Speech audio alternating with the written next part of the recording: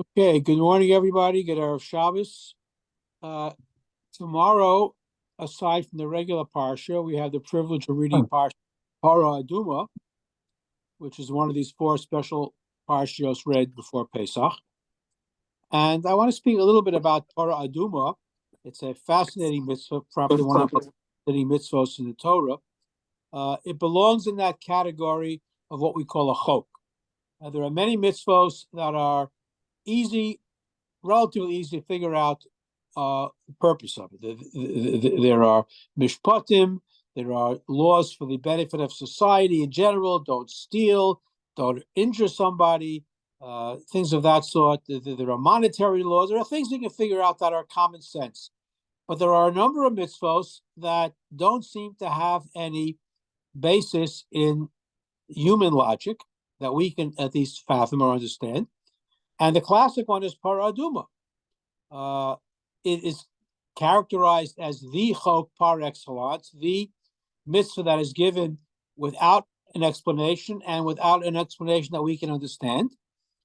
What differences may have existed between the original Para Aduma, in the time of the Beis HaMikdash, and the Para Aduma of future generations? So, by the way, the Para Aduma, very simply, if a person became tamei, then the only way that he could become tahor or she could become tahor again is through the streifas efer hapara. You would have to find a red heifer, a red cow, which had no hair on it other than red color, not even one white or black hair, and they're very rare. And when you would find a heifer like that, you would burn it and preserve the ashes. You'd mix it with water. You'd sprinkle the water on the person that was tamei, and poof, he becomes or she becomes tar. I should mention parenthetically that there is a farm in Israel that is raising red cows, and they have a couple put aside. The rabbis have expected, so they're keeping it in abeyance. They'll have it available. And it has to be very, very specific, not a single non-red hair on it. The difficulty of Para Aduma, we have many rituals that we have that seem strange and arcane, but this one is specifically difficult to understand because the person who is Tahar, for example, that mixes the Afer Streifas Hapara, he in turn becomes Tamei. So you have a situation where this mixture of water and ash is metaher tameim. It can purify those that are tamei, but metame tahorim, but it disqualifies those that are tahor. So if a few drops fall on a person that's tahor, he becomes tamei. So how could the same mixture have this dual application, the taher and tamei at the same time? Shlomo Melech says, this is the one mitzvah I can't figure out, don't understand it. So it's a very difficult chok. The same water to make one person tamei, another person tahor. Midrash tries to explain it. Talks about just like Hashem could make Avraham come out of Terach and Chizkiyahu come out of Achaz, so too he can cause water to have that effect. And we shouldn't ask questions about it. And that's the nature of a chok. A chok means it's a mitzvah that we can't understand. We shouldn't try to understand, and therefore just do it. Rabbi? Yeah. But that would mean there would be an endless cycle, because Correct. if the solar becomes tamei, then someone needs to tamei him. Yes, there would always be somebody who is tamei, and again, it is an endless cycle, which is why it adds to the chok nature of this particular mitzvah, and which was why the ashes of the Para Aduma were preserved, because they were very rare, and you had to keep on using it over and over and over again. So it's a very strange mitzvah. It's and that's why it's a chok that even Shlomo Melech, with all his great wisdom, couldn't figure out. The Rambam lists a number of chukim besides Para Aduma, that he says we don't have permission to question, even though others may criticize us for doing things that seemingly do not make sense. I forget who it was that said this to me. It was a very, very bright teacher. At one point said, and I've used this line many times, whenever a person says, this doesn't make sense, you always have to add two words, to me. It doesn't make sense to me. Maybe I'm lacking in understanding. Maybe there's something I don't know. So it doesn't make sense to me at this particular time. Again, questioning the Torah is very, very dangerous. So you can say it doesn't make sense to me. The Sefer HaChinuch said that, and he usually tries to give reasons for all the mitzvos, but he hesitates to do it to Parah Adumah because it is the ultimate chok, and because the Rambam himself nobody could give it a logical reason. Now, reasons for the mitzvah we don't have. Why the mitzvah came, we do struggle to understand. Rashi, for example, at one point says the Parah Adumah comes to atone for the Chet HaEgel. One calf caused terrible sinning, the other calf causes tahara to take place. But Rashi, however, has a problem with this because the mitzvah of Parah Adumah was given before Chet HaEgel took place. So how do you deal with that? And some Achronim try to play with that. Ein mukdam u'ucha b'Torah. There's no chronological sequence necessarily, but that's Rashi's explanation that it's a kapara for the Chet HaEgel. Others hold, the Gemara Mori Kotel, for example, suggests that the parsha of Parah Adumah follows the parsha of the death of Miriam. We read about the death of Miriam, then that's followed by the Parah Adumah to teach us that just as the Parah Adumah provides atonement, so too occasionally the death of a tzaddik provides atonement. In this case, a tzaddikus. However, this is contradicted by a Gemara in Yuma, which specifically states that the Parah Adumah does not provide atonement. Nothing to do with atonement. It's a question of Tuma and Tara. So you have a lot of different opinions here. The Nesiv tries to make a distinction between the original Parah Adumah and future generations. He also makes an interesting observation that concerning the death of Miriam, because the women who were led by Miriam, for example, did not participate in the Chet HaEgel. Therefore, the Parah Adumah was given in her schus, possibly. Okay, and again, there are a lot of Achronim who try to understand what this mitzvah serves, the purpose of this mitzvah. And again, you run into very difficult territory when you try to understand why Hashem does what he does. That's a very difficult task. We don't understand why Hashem does what he does. We don't understand why Hashem gives certain mitzvahs that don't have a logical explanation, but that's why they're called chukim.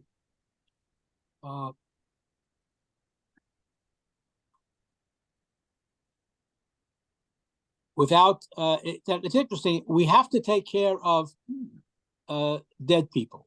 Person dies. Mace mitzvah is the biggest mitzvah. But when you come in contact with a dead body, you become tameh. So the Parah Adumah is a way allowing people to do mitzvahs, especially important mitzvahs. Without the Parah Adumah, there'd be no way to ever become tahor after burying somebody. So that there's a benefit to that. Okay. Rav Moshe Feinstein asks a great question. He says, why does it say, when it introduces the Parah Adumah, why does it say Zos Chukas HaTorah and not Zos Chukas HaTahara? Great question. And the Parsha is really telling us about the chukim of the Parah Adumah only. So it should say Zos Chukas HaTahara. This is a specific mitzvah.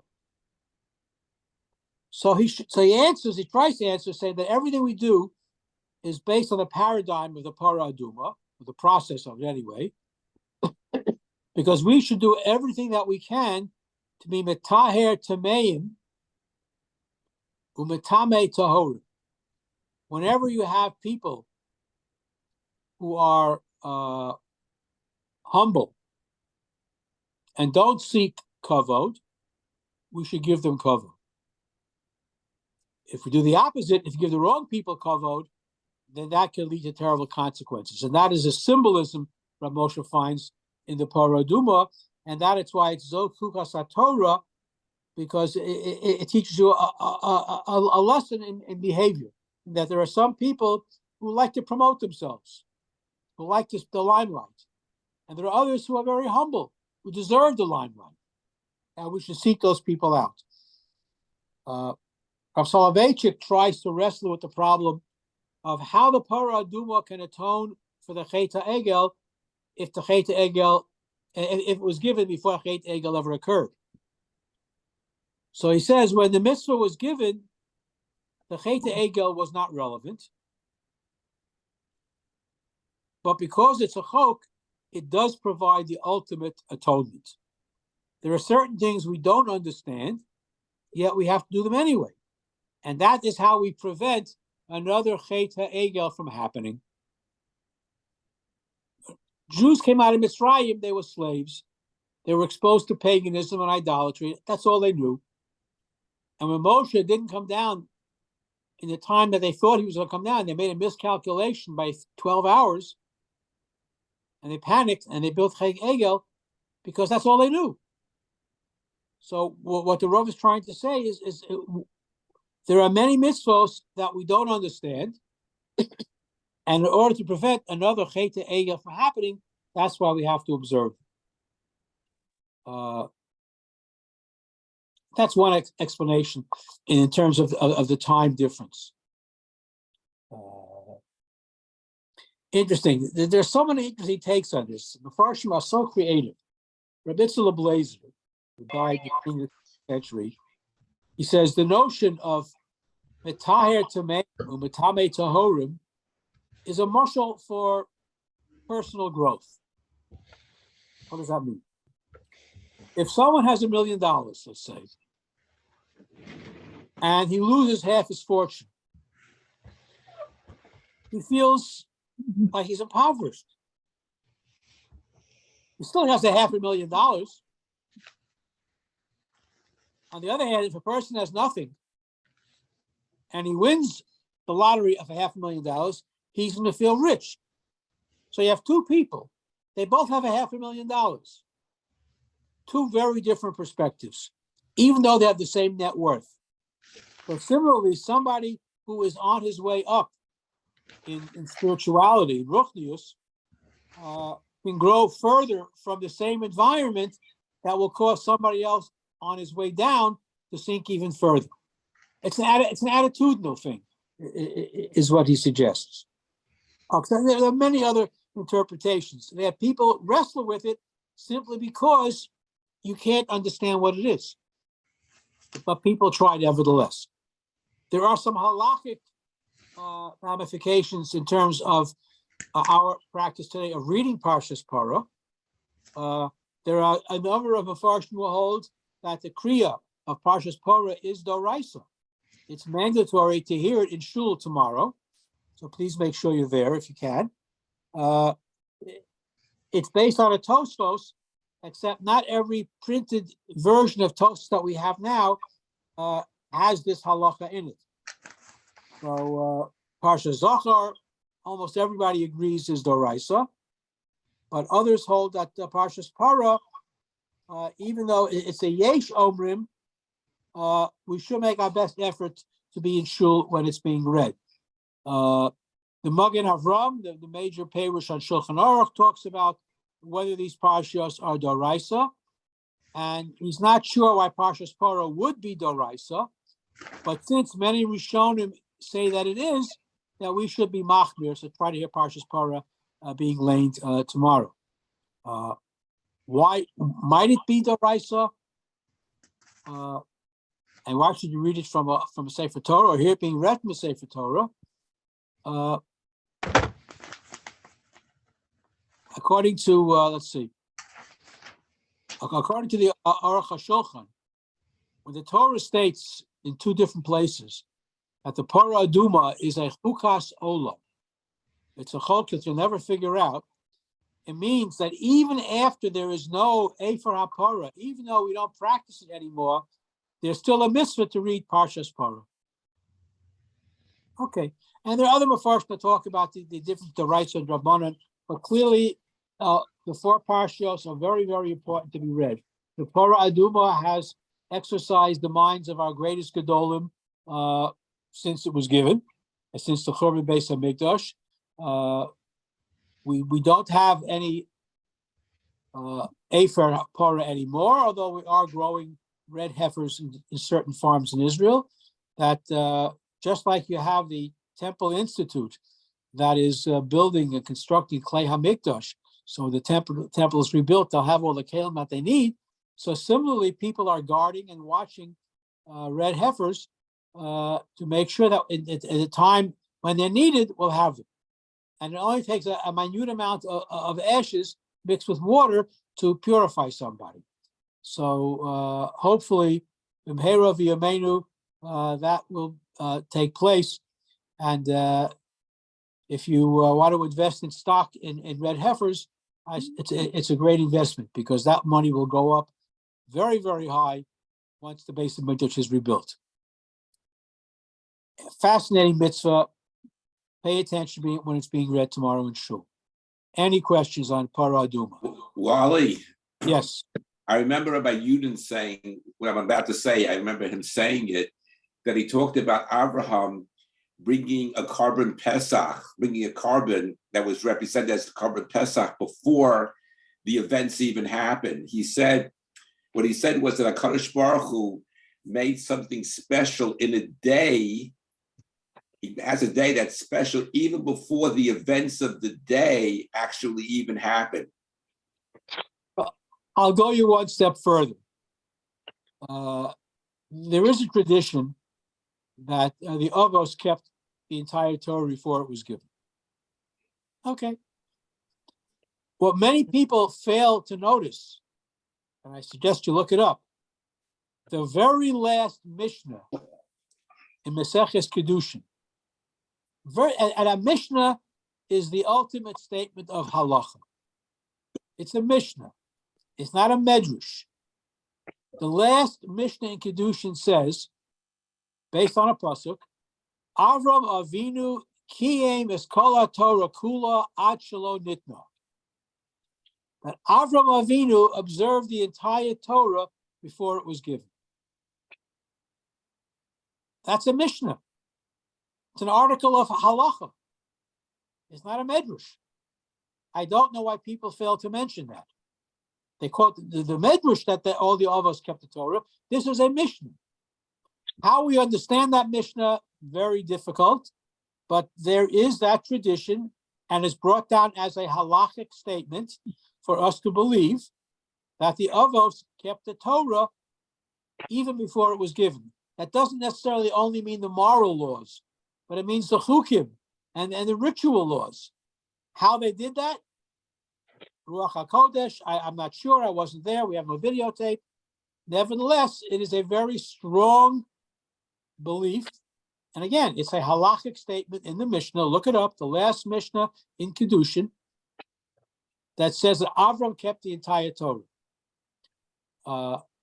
So it supports what Rabbi Yudin had said. There are many, the beauty of Torah is that we get to exercise all of our interpretive skills and try to understand what Hashem gave to Bnei Yisrael. He gave us a Torah, a lot of times without any commentary. Go and learn. Figure out what it means. Figure out what I want you to do.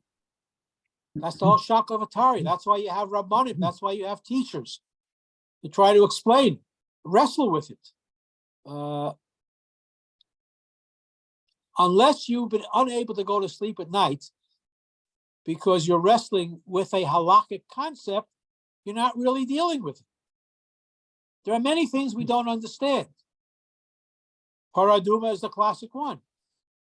How do we go to sleep at night not understanding one of the 613 mitzvahs?